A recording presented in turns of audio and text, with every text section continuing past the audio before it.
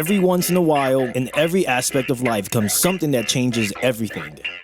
In the world of shooter games, everyone knows that only the latest consoles and top-notch PCs can handle that optimum first or third-person shooter experience. Any such games on a mobile device are well known to be nothing more than novelty at best. That is until a well-known mobile game development company called Gamevil decided to make a game called Afterpulse. While they are very well known for their RPG games, this is their first crack at an action title, and they did not disappoint.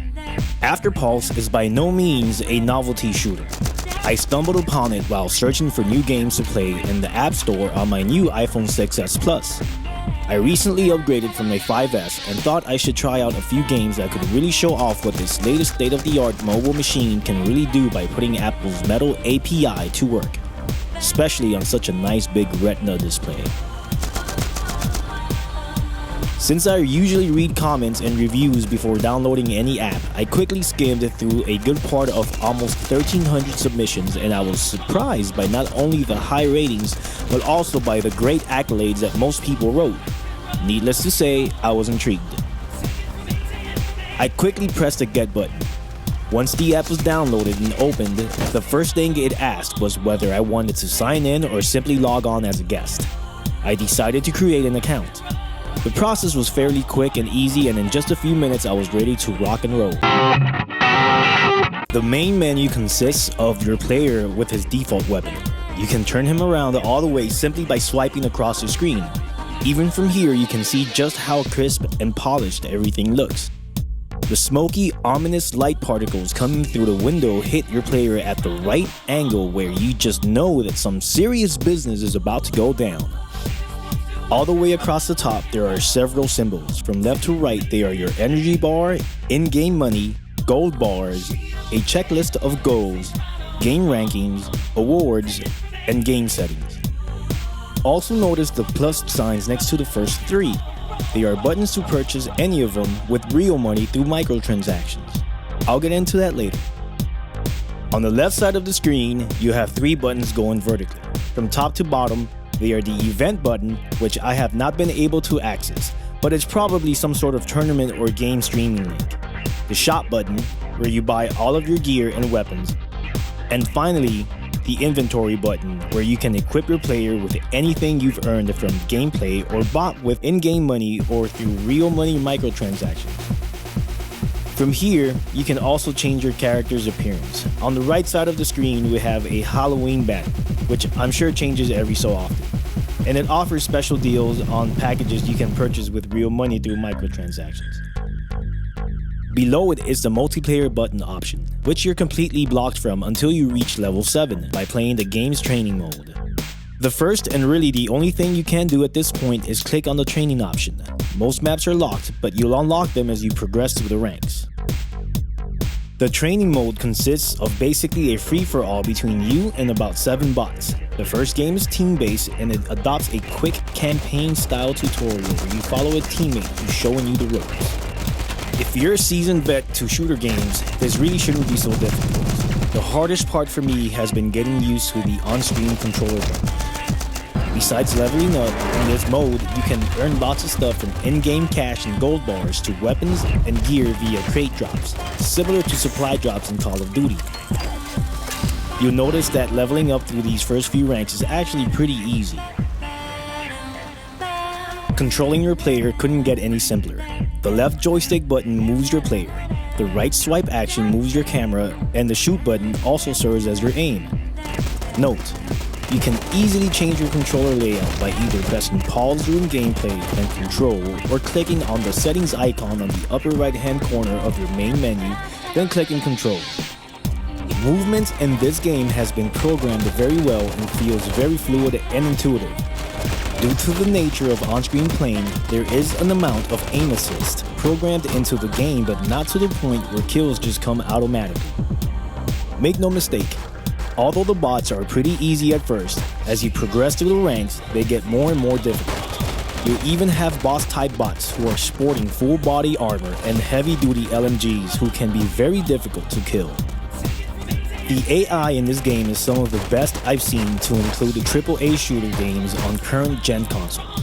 The training maps are a great place to hone in on the skills needed to be effective and deadly when you graduate to multiplayer mode. Aside from leveling up your player, you'll also level up your primary and secondary weapons through battle units. As you progress through your training, the game will instruct in great details on how to speed up the process of leveling your different guns. I must say it is a totally different and welcome system of class upgrading. Make sure you pay close attention. Note: you must be online to enter training mode. Once you've reached level 7, you'll more than likely have a good feel for the game and movement and not feel so much like a noob.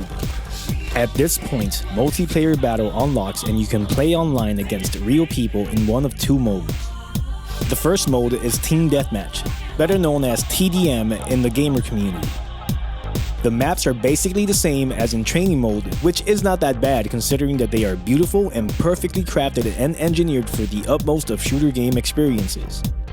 Even this 1080p video of gameplay doesn't really do the game any justice. Every map is perfectly balanced for plenty of long, medium, and short-ranged combat. For now, it seems like there's only 5 maps. Sniping can be and feels just as good as running around with an SMG or any other weapon variants within the game. In TDM, you'll play in a squad of 4v4, where the only goal is to get the most kills by the time the clock expires. Every game is set to a 4-minute limit. While this may not sound like a lot of time, all of the maps are just the right size for 8 people to see plenty of action. You're basically guaranteed to encounter an enemy anywhere on any map between 3 and 10 seconds after spawning. Sometimes you're just right around the corner from your spawn point. Which brings me to the other multiplayer mode, Deathmatch, or better known as Free-for-All. In this mode, every player is for himself. Although I only played this mode a few times, it was great fun, especially in smaller maps like Aircraft, where you're inside of a huge cargo plane and the lines of sights are long and narrow with a bunch of cargo pallets spread throughout the whole place. In my very first game, I was shot and killed immediately at the start because it started me right in front of another player who I was not facing. It's alright though, I still finished the game with a nice positive score. As you keep leveling up, you'll notice that there is never too much of a skill gap in between you and your opponents, so it stays consistently competitive. According to the developers, the matchmaking process is optimized for players to be matched with and against other players of equal skills, and the whole system is supported by dedicated zone server technology, which provides premium connectivity, which in theory means there should be little to zero in-game lag. It really shows in how blazingly fast the matchmaking process is and how fast games are started. Still, personally, I have a dedicated high-speed cable internet line, and I have had a few games with a lot of lag, so much that at times it either lost me a kill or straight up caused me to get killed. But on the plus side, I've had way more games with little or no lag at all, and just because I experienced lag, it doesn't necessarily mean it's the game that's causing it. I did play basically all day and my phone was pretty hot, and I was also capturing gameplay in HD, which I'm sure probably helped factor into the lagging issue. So now that I've given you all of the positive things about this game, I do feel that several improvements absolutely need to be made in order to make this game much more playable.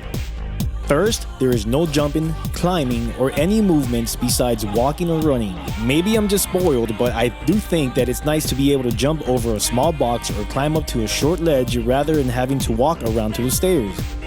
Second, you also don't have the ability to crouch or get into the prone. I was thinking of reasons as to why they wouldn't include these simple movements, and the only thing I could come up with was to discourage players to hide and stay in one place for too long, otherwise known as camping. I personally don't like to camp, but I feel that these maps are all set up to where it'd be really difficult to stay in any one area for too long without being found and killed by an opponent, even while holding down a low profile. It would be nice to walk up behind a short ledge and crouch behind it and use it as cover if necessary. Third, there is no melee. Seriously? What the freak? It's really funny when you're literally face to face with an opponent and you're both just shooting at each other for like 10 seconds while you run around each other like chickens with no heads until finally someone dies. It's even funnier when you see it happen between 2 other people. Please, Gamevil, give the people melee. Third, there are no female characters in this game. For a development company such as Gamevil, who has many great RPGs with female characters, why wouldn't they at least include one in Afterpulse? I know for a fact that ladies play shooter games too, and I'm sure many of them would like to play as a female character. We have women serving in the military overseas, risking their lives in dangerous combat zones to defend our country, and they deserve to be represented in a war-style game just as much as we men do. So come on, Gamevil, give us some ladies. 4. Please, oh please, make a campaign mode. If there's one thing a successful RPG development company such as Gamevil knows how to do, is write stories. That's your bread and butter. It shouldn't be that hard for a few writers to sit down together and craft up some search and rescue drama where our military heroes put their lives in great danger in order to save some president's kidnapped daughter who's being held up for ransom, or stop some terrorist boss from stealing a bunch of WMDs and blow up a few cities to cause a chain reaction which would start the Third World War. You know, the usual. With the graphics that this game is pumping out, it's sure to be a smash. Oh, and by the way, please make this and training mode available to be played offline. Now on to the part that I know makes everyone who doesn't have a ton of extra money to throw around, including me, cringe. Microtransactions, in-app purchases, also known as freemium. Before I go on, I do have to start by saying thanks to Gamevil for making the download of this incredible game free. While I didn't have the pleasure of playing the beta, so far the official release has been fun. The truth is that this game is very playable without having to purchase any crate drops. I've earned plenty of in-game money and gold, and I've bought plenty of stuff from weapons and all kinds of gear. I've basically tricked out my player with some amazing weapons and great looking gear. I get plenty of kills without having bought a single weapon with real money. Now, do I think spending money on microtransactions will make this game any more enjoyable? The answer is no. So, after all these negative points, I still think this game is a huge leap in the right direction for mobile gaming. The graphics are beautiful, almost on par with current gen consoles. The gameplay is mostly smooth, fun, and best of all, it's free, if you don't spend money on microtransactions. Overall, I give this game a strong 8 out of 10. Well, that concludes my review of Afterpulse on iOS 9. Please let me know in the comment section if there's anything about this game you feel I didn't cover. Also, if you do have this game, how much do you like it and what do you think needs to be changed or added?